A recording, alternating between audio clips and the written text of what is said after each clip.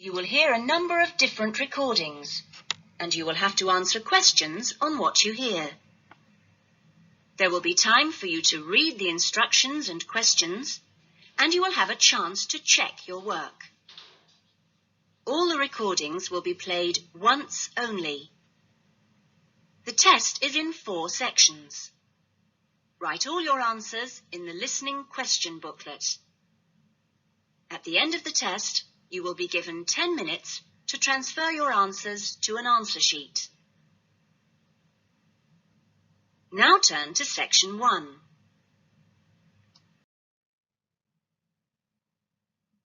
Section 1. You will hear someone being asked their opinion of a new television station. First, you have some time to look at questions 1 to 4.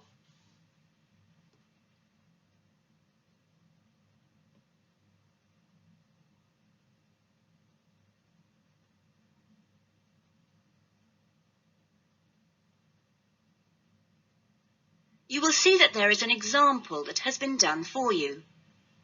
On this occasion only, the conversation relating to this will be played first.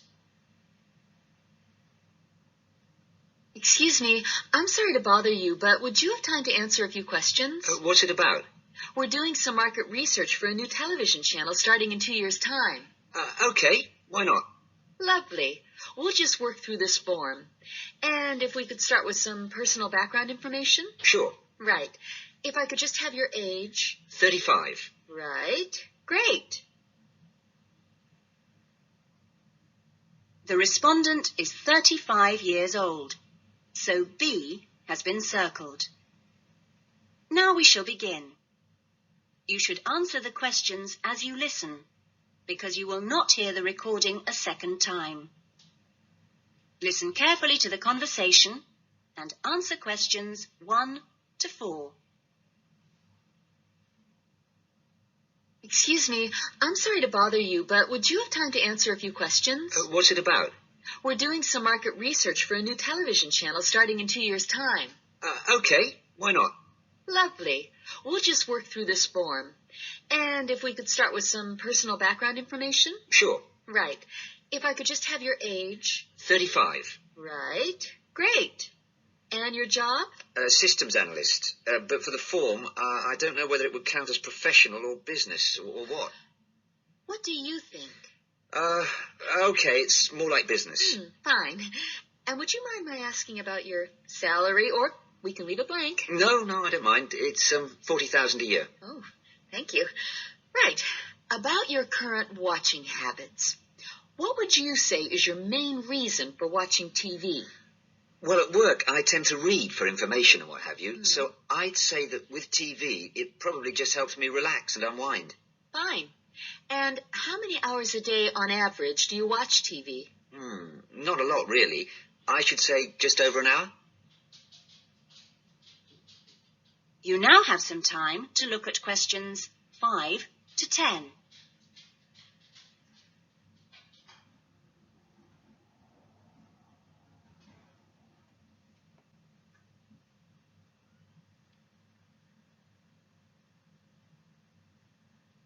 Now listen carefully and answer questions 5 to 10. So what are the 2 main times of the day that you watch TV? Well, a little around breakfast time, and then it tends to be really late, 11 or even midnight, when I finish work. And what sort of programs do you go for? Some news bulletins, but I also really like to put my feet up with some of the old comedy shows. Fine. And turning to the new channel, which type of programs would you like to see more of? Well, I certainly don't think we need any more factual programs like news and documentaries. I think we need more about things like local information, providing a service for the community. And in the same vein, perhaps more for younger viewers. Good quality stuff. And if you had to give the new directors some specific advice when they set up the channel, what advice would you give them? I think I'd advise them to pay a lot of attention to the quality of the actual broadcast. The sound system. People are very fussy these days about that. And in general, I think they ought to do lots more of these kinds of interview, talking with their potential customers. Oh, I'm glad you think it's valuable. Certainly, yeah. Good. Okay. This will be a commercial channel, of course, but how often do you think it is tolerable to have adverts? Well, out of that list, I'd say every quarter of an hour. I don't think we can complain about that, as long as they don't last for 10 minutes each time. Quite. And would you be willing to attend any of our special promotions for the new channel? Yes, yeah, I'd be very happy to, as long as they're held here in my area. Okay, I'll make a note of that. And finally, may we put you on our mailing list? Well, I prefer not, except for the information about the promotion you mentioned. Can I have your name and address? Of course. Here's my card. Oh, lovely. And thank you very much for your time, and we look forward to seeing you. Yes, indeed. Thanks. That is the end of section 1. You will now have half a minute to check your answers.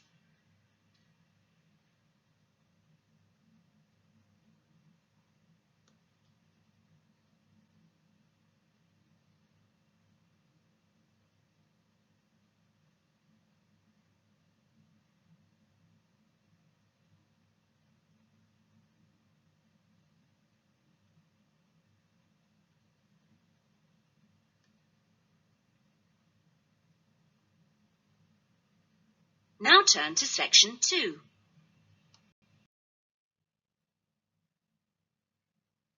Section 2. You will hear a student welfare officer talking to a small group of students just before the beginning of term. First, you have some time to look at questions 11 to 16.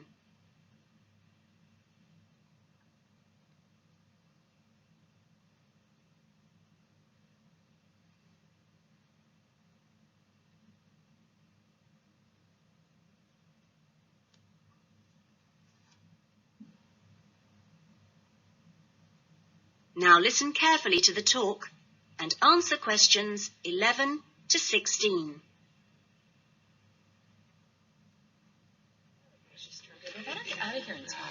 Okay.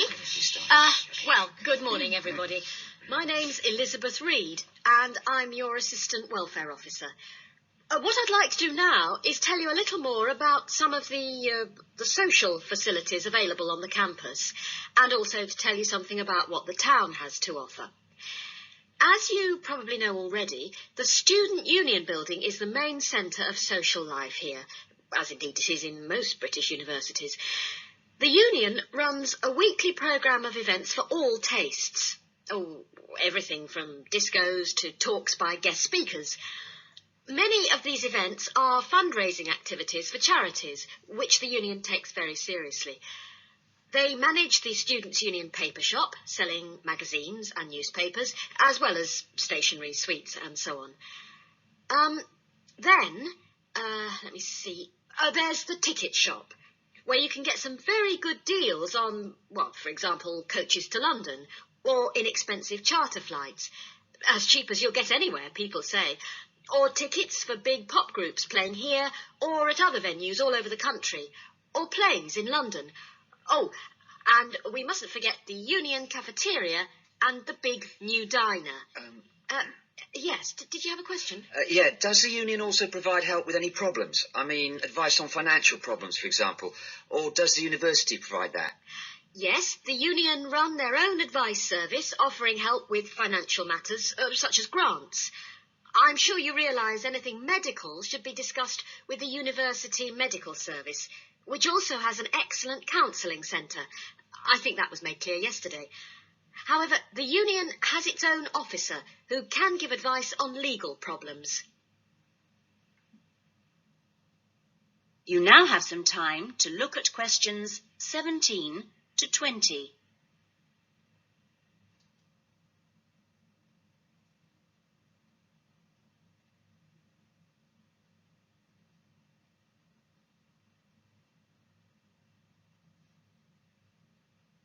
Now listen to the rest of the talk and answer questions 17 to 20. Now, on to Radford.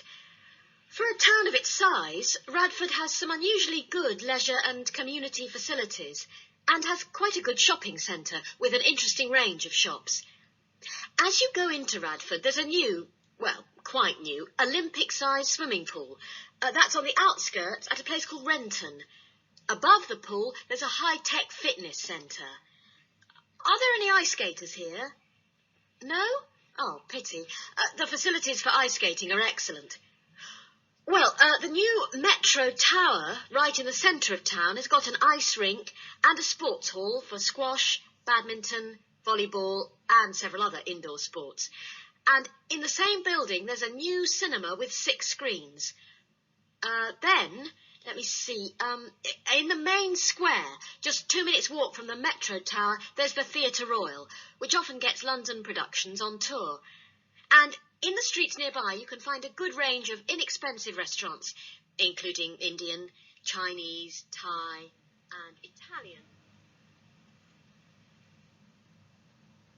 That is the end of section 2. You will now have half a minute to check your answers.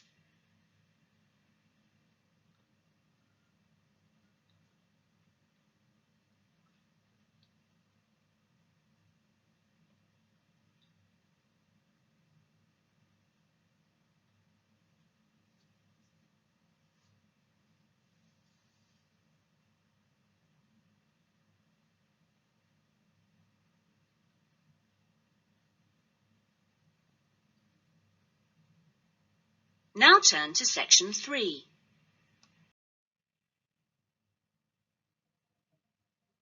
Section 3. You will hear a tutor, Dr. Simon, talking to some of his students about writing a dissertation. First, you have some time to look at questions 21 to 26.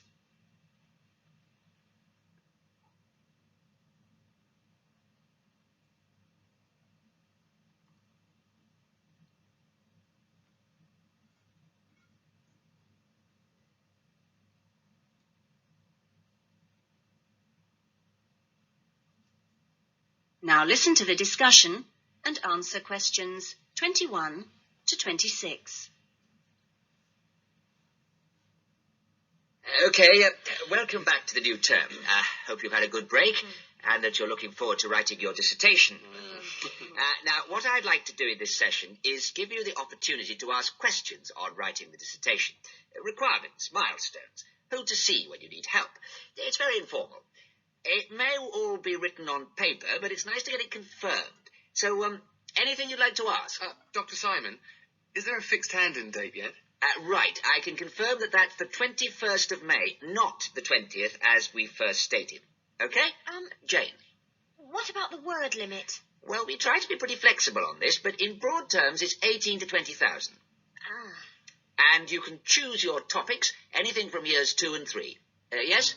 I still haven't got any idea what I want to do it on. Who? Well, you should see your course tutor to agree on your final title, and you should also be aware that there's a special program running on research methods for anyone who wants some extra help on that. Can I just check on the deadlines for everything? Yes, sure. Look, let me write it on the board. When the different stages have to be completed.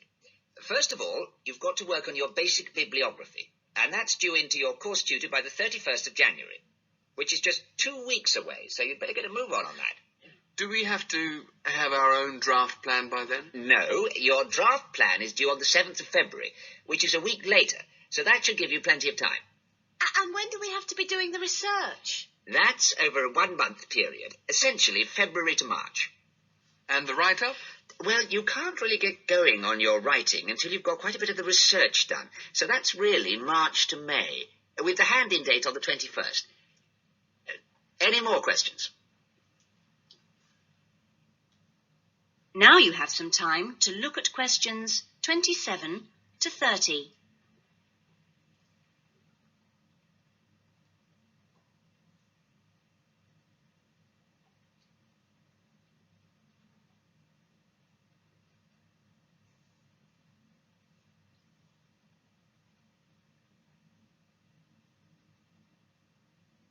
Now listen to the rest of the discussion and answer questions 27 to 30.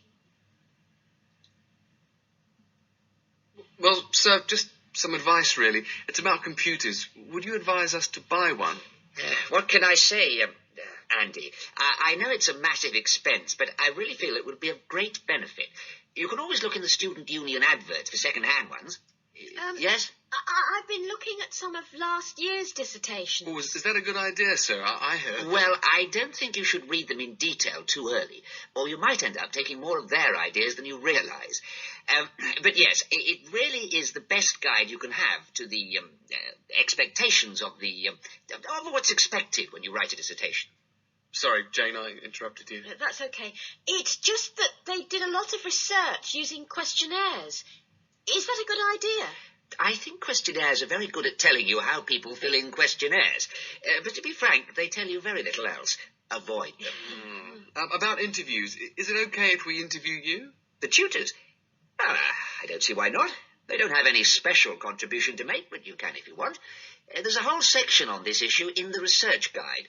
I'm afraid it's slightly out of date, and you're probably better talking to the tutor on the research methods course.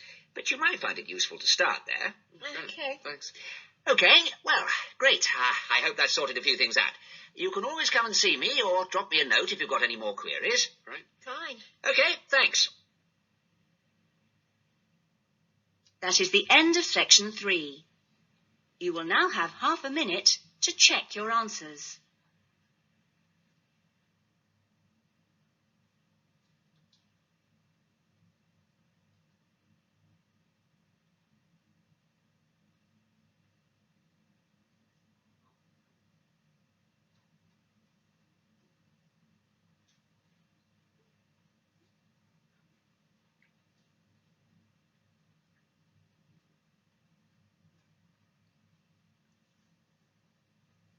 Now turn to section 4.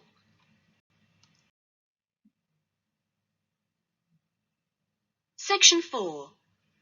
You will hear a lecture about the lack of rainfall in Australia. First, you have some time to look at questions 31 to 40.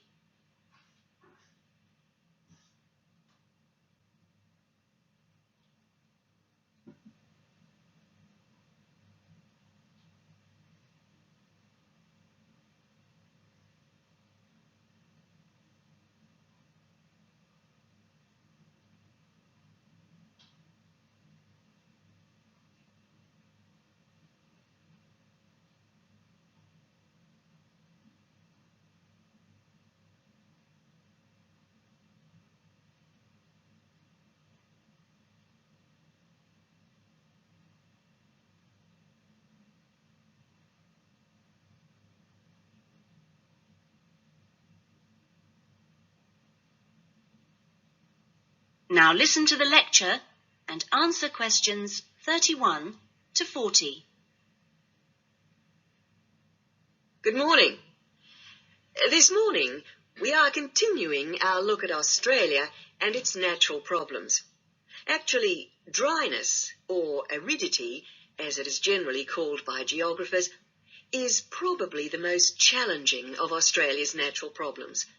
And so it's very important in this course for you to have a good understanding of the subject. For Australia, water is a precious resource, and its wise management is of the greatest importance. As I've said, Australia is a dry continent, second only to Antarctica in its lack of rainfall. Long hours of hot sunshine and searing winds give Australia an extremely high rate of evaporation, far more than in most other countries.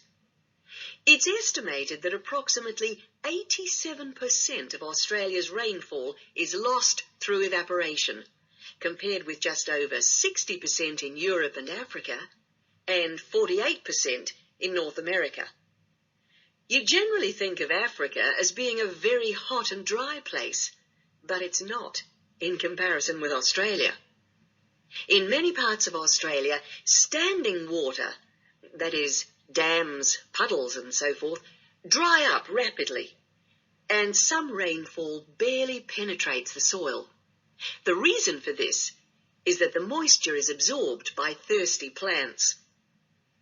Some parts of Australia are dry because rainwater seeps quickly through sandy soils and into the rock below. In parts of Australia, this water, which seeps through the sandy soil, collects underground to form underground lakes. Water from these subterranean lakes can be pumped to the surface and tapped, and so used for various purposes above the ground. In fact, extensive underground water resources are available over more than half of Australia's land area. But most of the water is too salty to be used for human consumption or for the irrigation of crops.